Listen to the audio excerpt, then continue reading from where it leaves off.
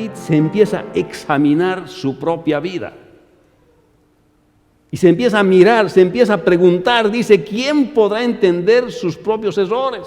En otras palabras, ¿acaso no podemos entender nuestras limitaciones como seres humanos delante de Dios, viendo solamente la creación de Dios y es más, viendo la palabra de Dios, la ley de Dios, cómo no poder entender nuestros errores?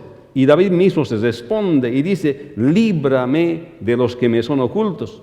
Se da cuenta David que comete errores por comisión y comete pecados por comisión y pecados por omisión, a los que él llama ocultos. Porque a veces pecamos sabiendo que estamos pecando. Hacemos las cosas mal sabiendo que estamos haciendo mal. Esos son pecados por comisión, porque sabemos que estamos haciendo mal. Pero a veces pecamos sin darnos cuenta, son pecados por omisión. Pero por eso somos inocentes delante de Dios. La respuesta es no. Somos responsables delante de Dios por aquellos pecados que cometemos dándonos cuenta y sin darnos cuenta, por ambos.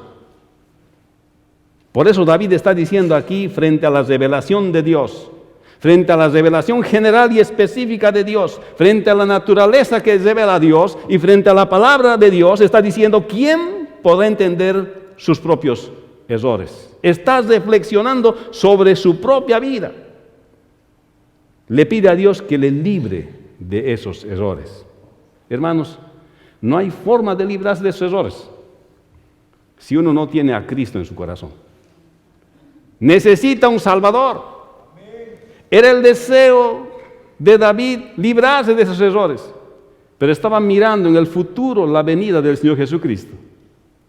Para entonces el Señor Jesús no había todavía venido, pero miraba con fe en el futuro la venida del Salvador. Aquel en el cual uno creyendo es declarado justo solamente porque creyó que Cristo murió, fue sepultado y al tercer día resucitó. Y todos aquellos que crean que Jesús es el Mesías de Israel, el Mesías prometido, y le entregan su vida, tienen paz con Dios para siempre y pueden vivir con Él. Por eso, ¿quién podrá entender sus propios errores? Dice David, líbrame de los que me son ocultos. Solo Cristo puede perdonar pecados. Solo el que cree en el Señor Jesucristo experimenta el perdón de sus pecados y tiene paz con Dios. Pero no podemos declararnos inocentes delante de Dios de no saber que Dios existe, porque la misma naturaleza nos prueba que Dios existe. Tú mismo, tu propia respiración, tu propio latido de tu corazón es evidencia de que Dios existe. Y la palabra de Dios, la Escritura que tenemos el día de hoy, es otra gran evidencia de que Dios existe, porque es perfecta y transforma el alma.